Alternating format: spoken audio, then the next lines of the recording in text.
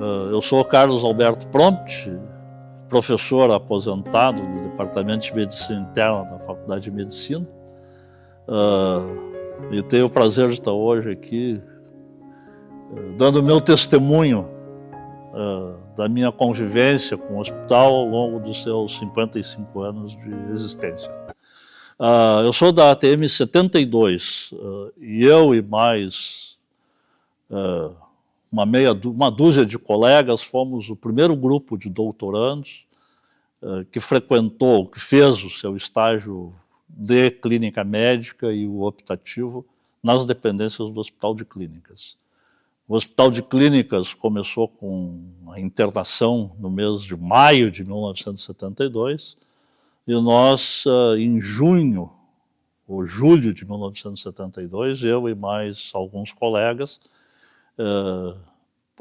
fomos pelo desafio de serem os primeiros alunos a frequentarem, a fazerem o seu estágio optativo de clínica médica nas dependências do Hospital de Clínicas de Porto Alegre. Eu me lembro que, na época, o professor Oli Lobato era o chefe da enfermaria 2 de nefrologia na Santa Casa, e eu fui conversar com ele sobre a oferta que eu tinha recebido da faculdade, como todos os outros colegas receberam, de vir para o hospital, porque isso gerava uma certa insegurança em relação à qualidade da formação que a gente ia ter.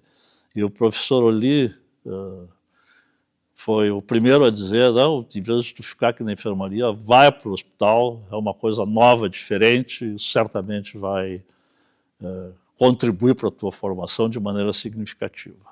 Então, com alguns residentes que tinham vindo da Santa Casa, dos quais eu me lembro do professor Zago, da colega da doutora Neuza Córdoba, do colega Jacó Scheidt, pelo menos, nós passamos a trabalhar na assistência como nas equipes de medicina interna, de clínica médica, eu dizia na época, atendendo os pacientes que internavam nos 45 leitos que existiam no Hospital de Clínicas.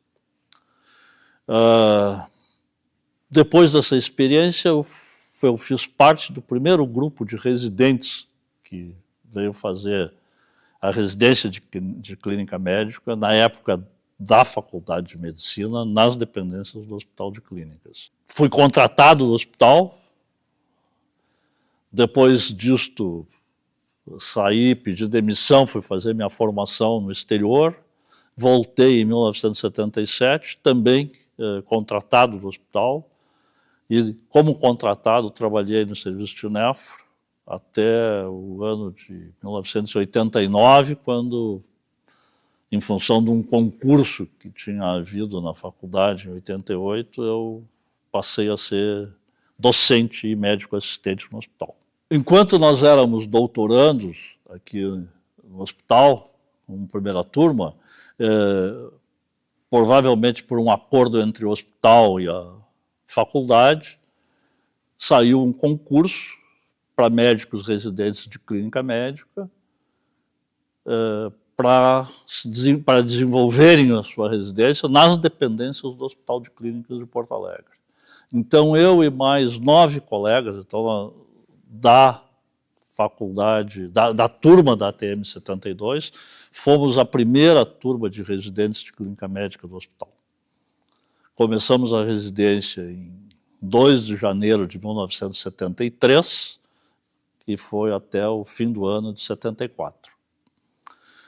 Eu fiquei, a partir de janeiro de 75, como médico contratado do hospital, junto com vários colegas, dos quais pelo menos 2 estavam presentes aqui ainda, né? Me lembro do colega Cavalga, da Oftalmo, até recentemente era funcionário do hospital ainda desde aquela época.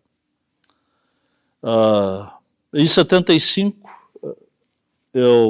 em julho de 75, eu decidi completar minha formação no exterior, pedi demissão do meu emprego no hospital, fiquei 2 anos fora, tendo sido recontratado em 1977, aí como nefrologista já, para desenvolver minhas atividades dentro do serviço de nefrologia. Nesse período eu testemunhei, a partir desta data, na verdade, eu tive presente, fui testemunha de várias coisas que aconteceram em termos de qualificação dentro do hospital. Posso falar da nefro, porque a nefrologia era, na época, uma especialidade que tinha um nível de complexidade tecnológica que ainda não... nível que não fazia parte ainda do armamentário de outras especialidades, como pneumo, como gastroenterologia. Tá? Então, a nefro cresceu muito aqui no hospital. Nós começamos, eu acho que em 78, eu não me lembro exatamente a data, mas foi nesta época, entre agosto de 77 e meados de 78, começamos o programa de transplante renal. Nós começamos com um programa de diálise peritoneal domiciliar da época. Fizemos um acordo com uma indústria farmacêutica que entregava soro, ou solução de diálise peritoneal em frasco de soro na residência dos pacientes para tratamento. E o resto do hospital começou a crescer. Cada especialidade aqui dentro tinha a pretensão de que o hospital fosse dedicado majoritariamente àquela especialidade. Essa concorrência interna sempre foi saudável, né? Fazendo com que todas as especialidades crescessem harmonicamente e ocupassem um espaço adequado dentro do hospital. Eu fiquei como contratado até 1989, depois de décadas sem concurso. O Departamento de Medicina Interna fez um concurso em 1978, com uma centena de inscritos, inicialmente com uma vaga, e essas vagas só aumentaram porque alguns professores, uma dezena de professores, fizeram concursos para professor titular, e a vaga de professor titular era fora do número de vagas de carreira, e as pessoas começaram a ser aproveitadas. Desses 100 candidatos, uns 35 acabaram entrando, uns 34, na verdade, acabaram sendo contratados como professores. Uma vez docente, o meu acesso às atividades administrativas do hospital foi liberado. Né? E, na época, o professor Kopstein, que tinha sido o idealizador e o chefe do serviço de nefrologia até então, resolveu se aposentar. Eu assumi a chefia do serviço de nefrologia. Isso acabou, esse envolvimento administrativo acabou me levando a ser convidado pelo professor Sérgio para ser assessor da vice-presidência administrativa já na década de 90, em 95. Né? E eu acabei ficando na administração do hospital, mesmo mantendo as atividades docentes com os alunos de semiologia, até 2005. Né? Eu fui assessor, primeiro, da vice-presidência, depois eu fui vice-presidente médico, diretor clínico do hospital, durante 4 anos, até 2000, e depois eu fui diretor administrativo, vice-presidente administrativo, chamavam na época, do hospital até 2005. E eu tive o prazer e a sorte de testemunhar uma mudança de patamar da representatividade do hospital a nível nacional. Tá? Nesse período, pelo seu trabalho importante aqui no hospital, o professor Albuquerque, que era o presidente do hospital, foi convidado e assumiu o Ministério da Saúde. Tá? Com a presença dele no Ministério da Saúde, só a presença dele, na verdade, no Ministério da Saúde já divulgou o nome do hospital mais do que tinha sido divulgado nos 30 anos prévios da sua história, né? Que coincidiu com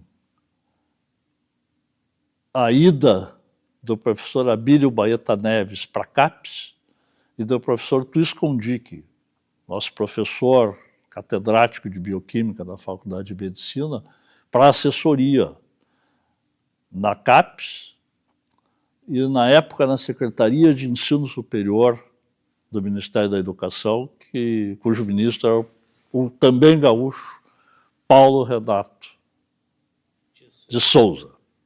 Tá? Com o reconhecimento, o reconhecimento da competência e a ascensão a uma posição de poder decisório de pessoas ligadas à área da saúde aqui no Estado, o hospital passou a ser reconhecido nacionalmente como o centro de excelência que nós, aqui no Rio Grande do Sul, já sabíamos que era.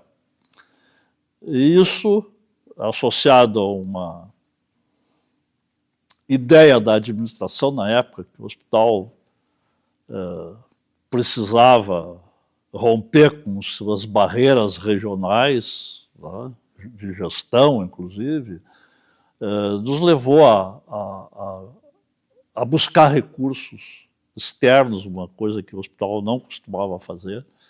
Isso permitiu, inclusive, empréstimos, que o hospital assumiu o risco e a responsabilidade de pagar, e isso permitiu que o hospital tivesse um crescimento significativo, ocupando completamente seu espaço físico, todas as áreas fechadas, e acrescentando, nesse período, áreas novas, inclusive do ponto de vista de médico, né? O hospital conseguiu instalar um equipamento e construir uma área para radioterapia e oncologia. Nós tivemos um CAPS na psiquiatria, conseguimos ampliar a área de estacionamento, construindo a primeira fase, o primeiro edifício de estacionamento, que depois foi ampliado em gestões posteriores. E, quem sabe, a joia da coroa dessa época foi a construção do centro de pesquisa em anexo ao hospital. Isso era um plano antigo do professor Dick, quando foi reitor da universidade, fez tratativas na época sobre isso. Eu acompanhava, então, como colaborador do professor Dick, não como alguém da administração do hospital, e não foi possível, enquanto o professor Dick era reitor. Mas ele, na CAPES, conseguiu mobilizar recursos e a gente conseguiu alinhavar um projeto, né, criando o centro, conseguindo recursos para a construção do centro de pesquisas, muito recurso também para